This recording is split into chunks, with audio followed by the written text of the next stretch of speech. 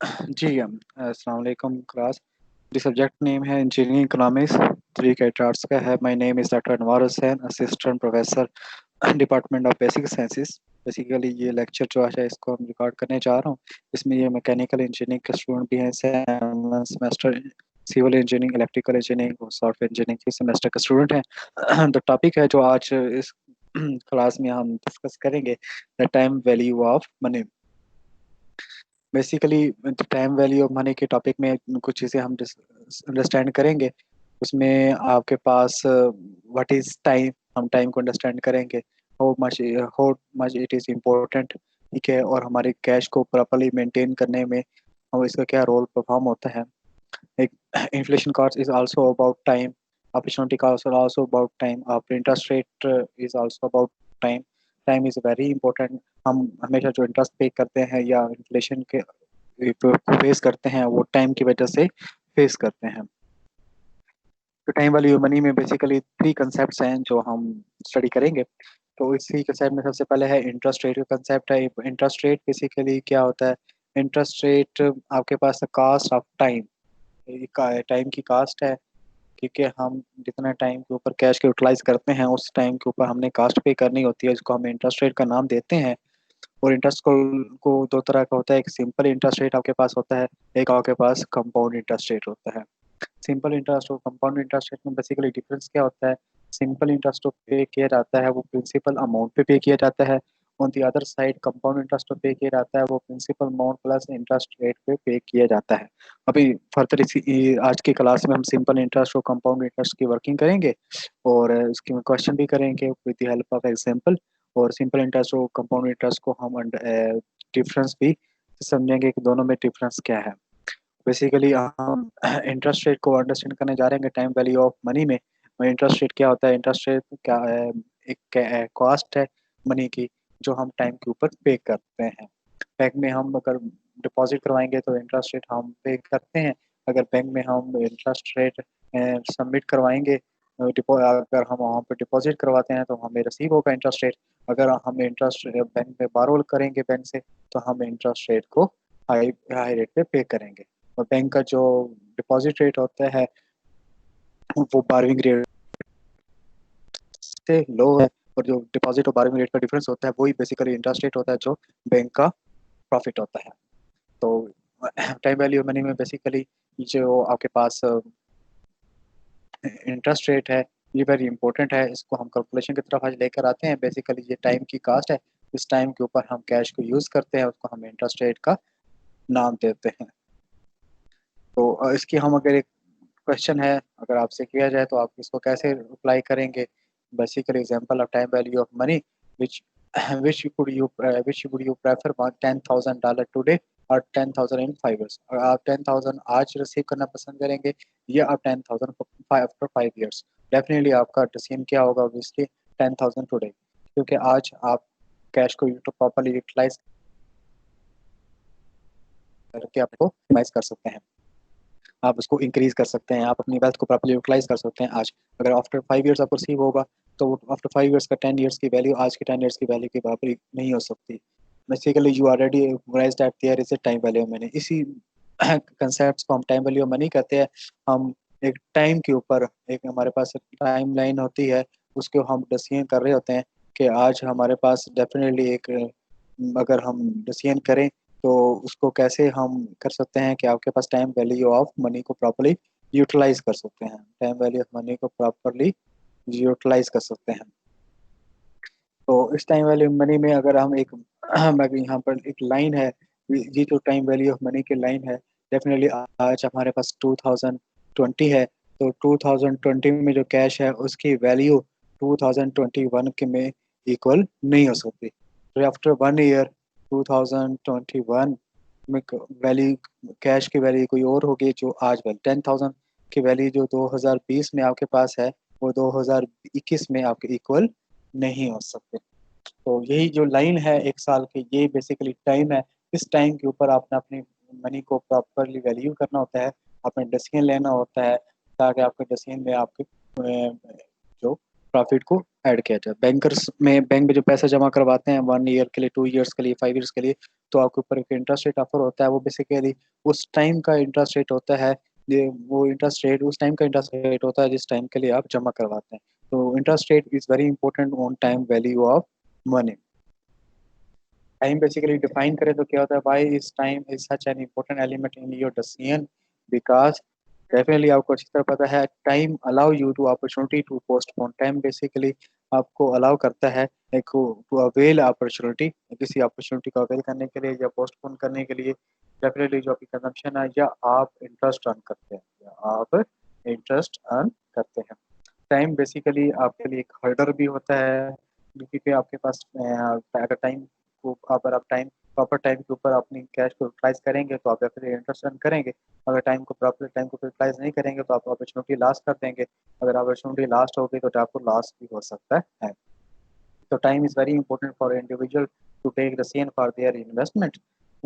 In this regard there are two type of interest. एक है उसको हम सिंपल इंटरेस्ट का नाम देते हैं, दूसरा है हमारे पास कंपाउंड इंटरेस्ट। दोनों की डेफिनेशन भी मैं यहाँ मेंशन है, मैंने सेकंड स्लाइड में बताया भी था। इंटरेस्ट क्या होता है? Simple interest, interest paid earn only on the original amount. जो ओरिजिनल अमाउंट होती है उसके ऊपर अर्न किया जाता है, जो आप बैंक में डिपॉजिट करवाते हैं।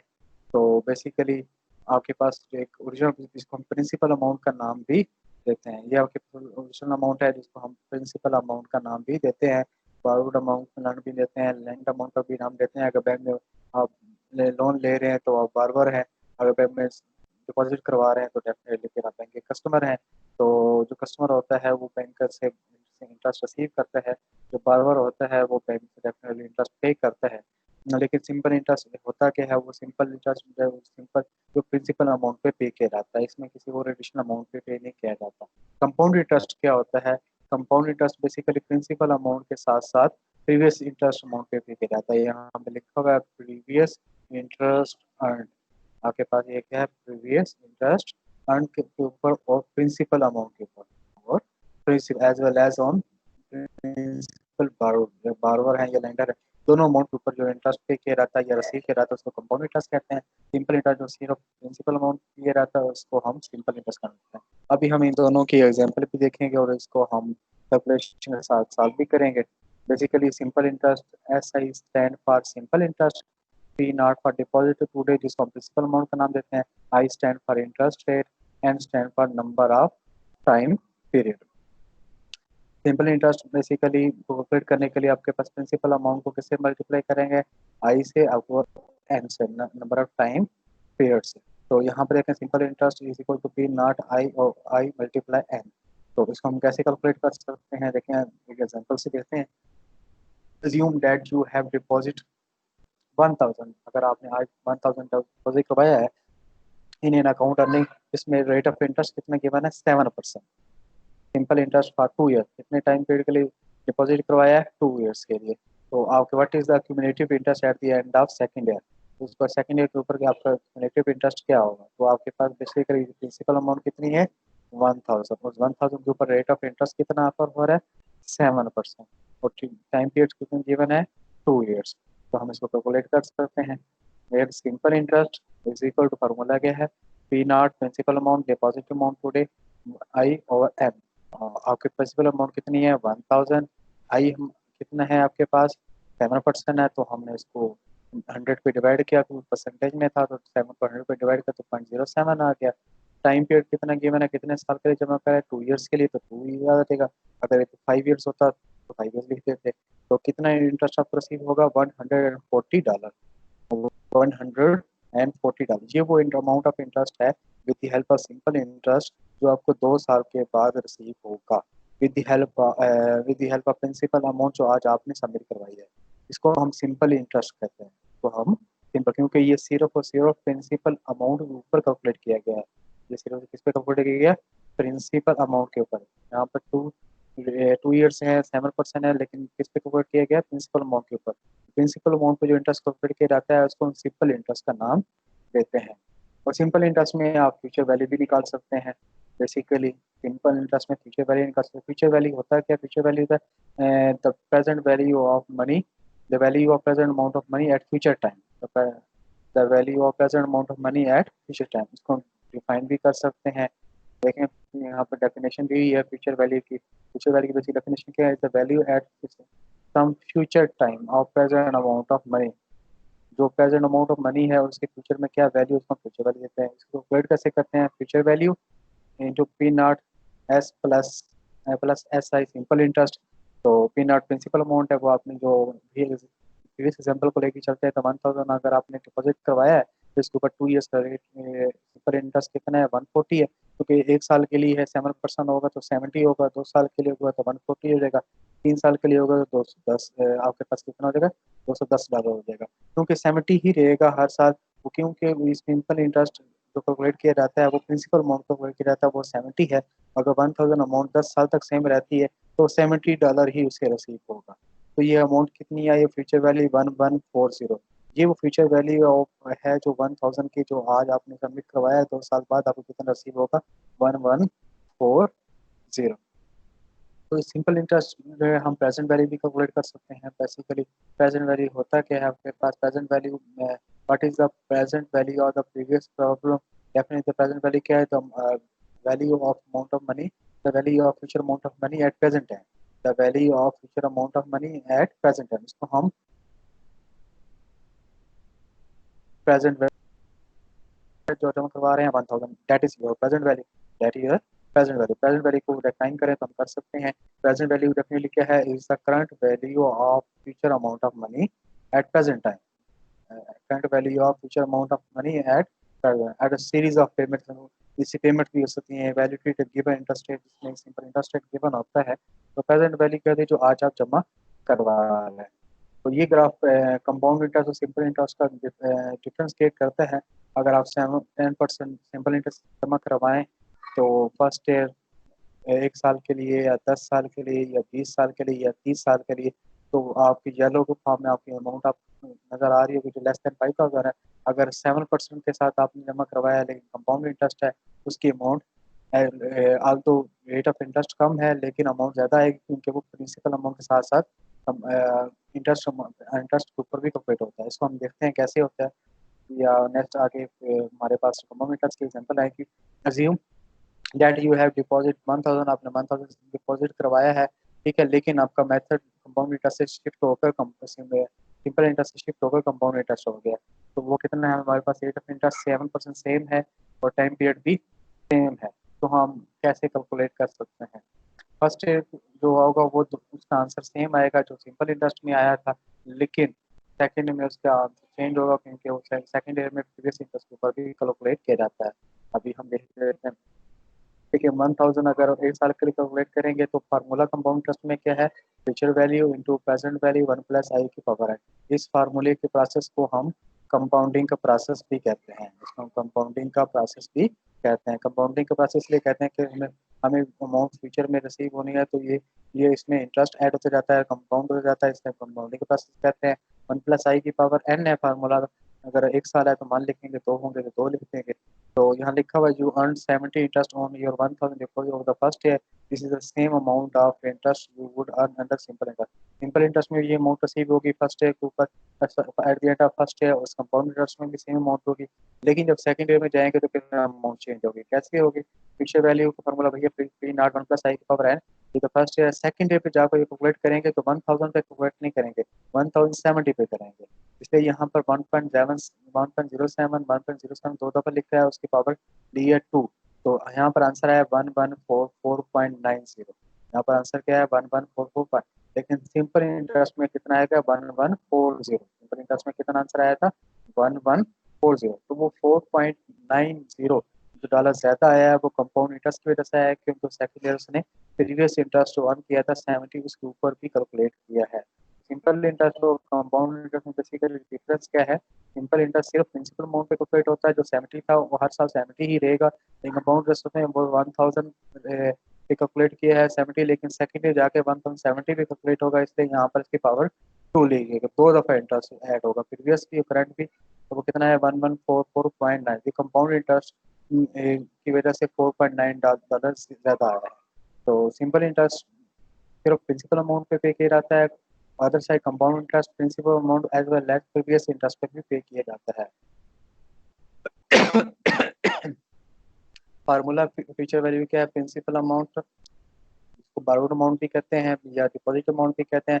1 + i⁴n, अगर एक साल है तो 1 लिखेंगे, 2 ईयर्स 2 लिखेंगे, ये उसका एग्जैक्ट फार्मूला है। Future value into P not 1 + i⁴n, यहाँ हम 2 लिखेंगे कि यहाँ पे पावर 2 है।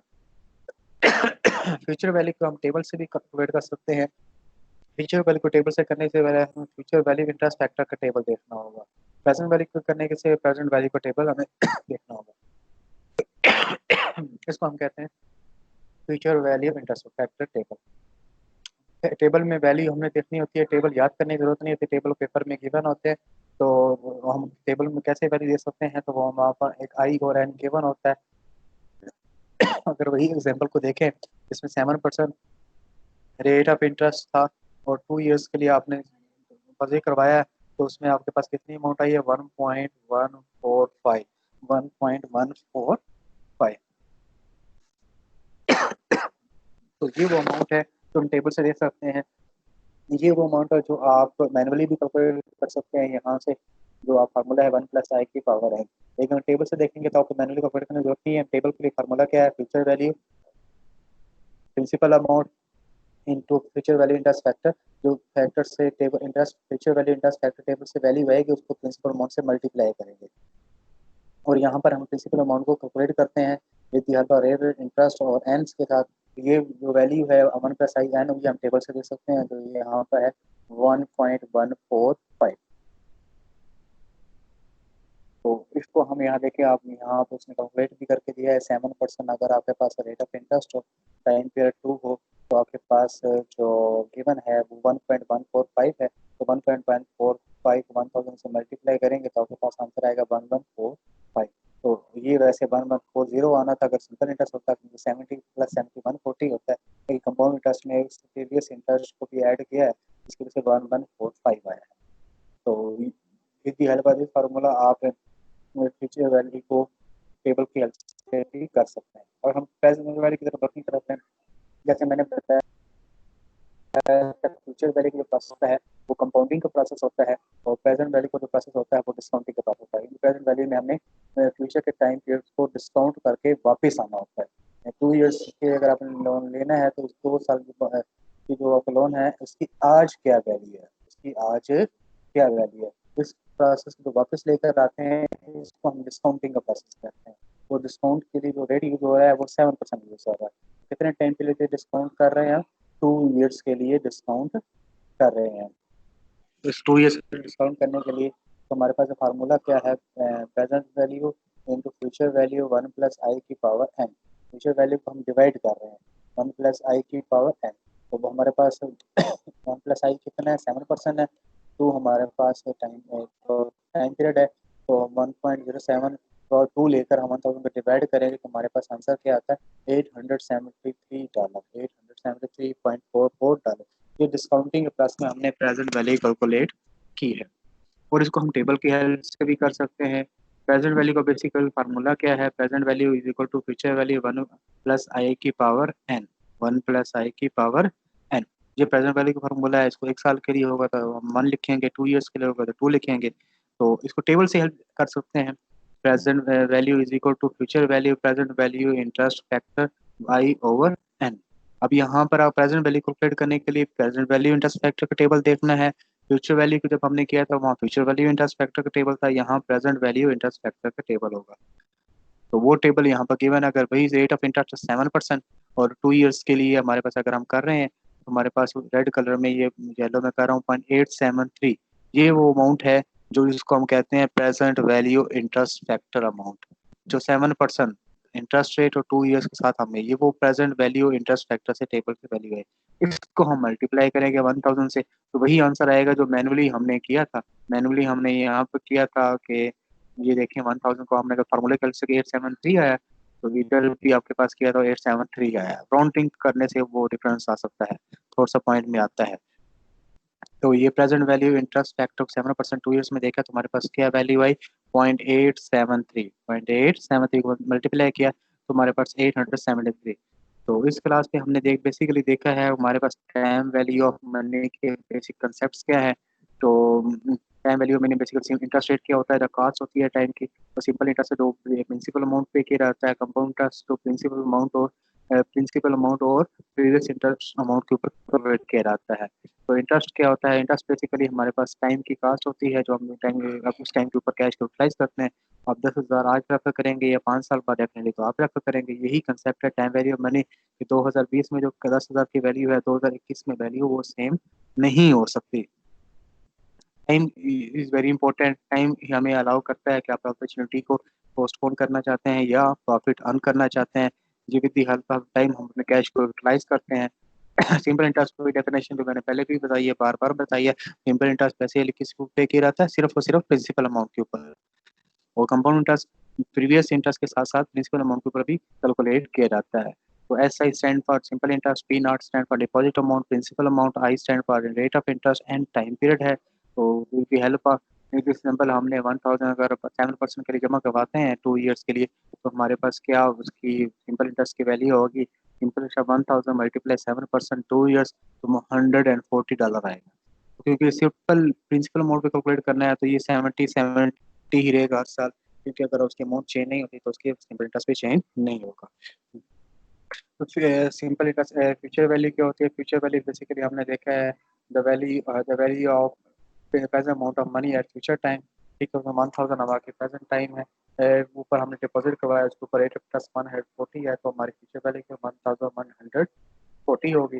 प्रेजेंट वैल्यू हम बेसिकली वो अमाउंट जो आज हम जमा करवा रहे हैं, उसकी definition value of future amount of money.